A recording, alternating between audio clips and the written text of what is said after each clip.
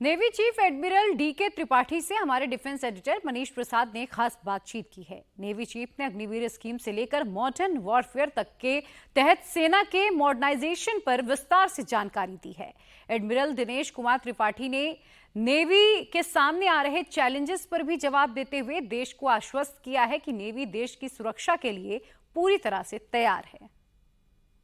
समय बात करने के लिए भारतीय नौसेना के चीफ एडमिरल डीके त्रिपाठी हैं। सर, इंडिया टीवी से बात करने के लिए शुक्रिया।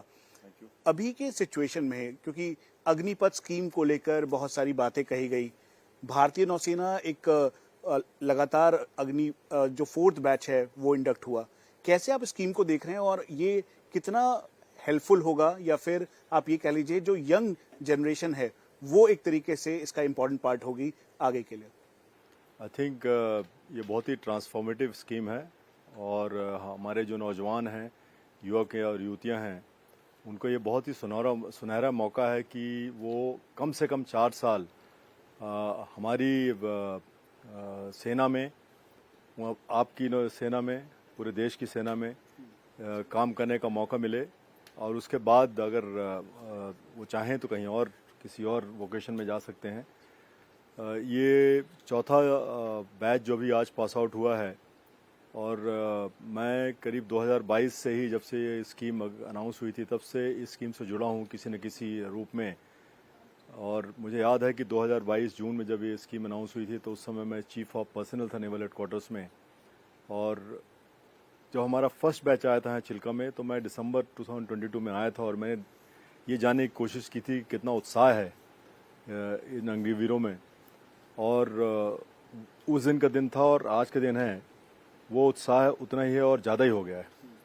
तो मैंने कमांडिंग ऑफिसर्स जितने हैं जहाँ पे अग्निवीर सर्व करते हैं, फ्लीट कमांडर्स जो हमारे हैं, कमांडर्स इन चीफ्स हैं, उनसे भी इनपुट लिया है और मैंने खुद भी इस समुद्र में जाके अग्निवीरों से बात की है और शोर इस्टेब्लिशमेंट में अग्निवीरों से बात की है। वो बहुत ही जोश, जज्बा और जुनून के साथ काम कर रहे हैं। सर, मॉडर्न वॉरफेयर का जिक्र हर बार किया जाता है। प्रधानमंत्री नरेंद्र मोदी भी जब इसका जिक्र करते हैं तो नेवी का जिक्र बहुत ही खास तौर पे करते हैं। मॉडर्न वॉरफेयर पे जहां एडवर्सरीज बहुत चैलेंजिंग रोल में है, हमारी कितनी प्रिपेयर्डनेस है और किस तरह से हम मॉडर्नाइजेशन की तरफ आगे बढ़ रहे हैं? देखिए, all preparedness is a continuous process और हम मेरे से पहले जो 25 नौसेना अध्यक्ष रहे हैं, उनकी लीडरशिप और विजन के कारण हमारी नौसेना आज यहाँ पहुँची है। तो मैं 26वें नौसेना अध्यक्ष के रूप में उसको और आगे ले जाऊँगा और इसमें हमारे गवर्नमेंट का बहुत ज़्यादा सपोर्ट मिल रहा है। इस बार का जो बजट है उसमें हमें अच्छे जो पैसे मिले हैं, उसके कारण हमारी जो कॉम्बैट कैपेबिलिटी है, एनहेंसमेंट है, उसमें ज़रूर फ़ायदा होगा। और मैं और मेरे जो साथी हैं नेवल हेडक्वार्टर्स में, हमारा काम ही यही है कि हम किस तरह से नौसेना, हमारी नौसेना की जो कैपेबिलिटी है और कॉम्बैट इफेक्टिवनेस है, उसको और अच्छा बनाएं और हमारी पूरी कोशिश की हम उसको अच्छा करेंगे। सर, आने वाले दिनों में कौन कौन से और आधुनिक प्लेटफॉर्म्स या फिर जो इक्विपमेंट्स हैं या सबमरीन्स हैं या फिर शिप्स हैं वो दिखाई देंगे भारतीय नौसेना के बेड़े में? देखिए, P-17 अल्फा हमारे जो नेक्स्ट जनरेशन फ्रिगेट्स हैं, जो वो बनकर अभी तैयार होने शुरू हो जाएंगे, तो उनका इंडक्शन हमारी नौसेना में होगा और काफ़ी पावरफुल शिप्स हैं वो। चौथा शिप है जो प्रोजेक्ट 15 ब्रावो का, जिसको हम लोग ने डिसाइड किया है कि उसका नाम सूरत रखेंगे, वो आने वाला है अगले कुछ महीनों में। और नई जो बाकी जो स्कीम्स आ रही हैं उसके हिसाब से आप लोग तो मीडिया वाले हैं, जानते ही हैं कि हम लोग रफ़ाएल एम एयरक्राफ्ट के इंडक्ट करने की कोशिश कर रहे हैं। 3 और additional Scorpene submarines Mazagon dock limited में, उसका भी एक्सेप्टेंस ऑफ नेसेसिटी हो चुका है और बात चल रही है और आगे नेवल डॉकयार्ड से, शिपयार्ड से। और प्रेडेटर की भी बात चल रही है, ये भी आप लोग मीडिया वाले अच्छी तरह जानते हैं।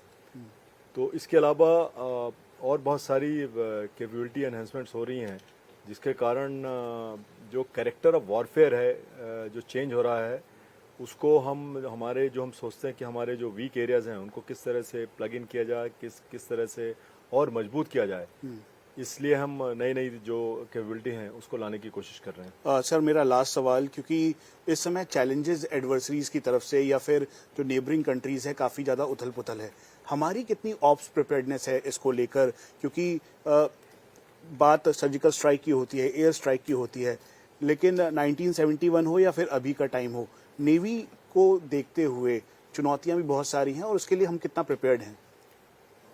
मैं आपके ज़रिए अपने देशवासियों को आश्वस्त करना चाहता हूं कि आपकी नौसेना पूरी तरह से तैनात है, पूरी तरह से रेडीनेस है किसी भी चुनौती का सामना करने के लिए। और जैसा कि मैंने अपने सहयोगियों को बोला है कि हमारी नौसेना जो है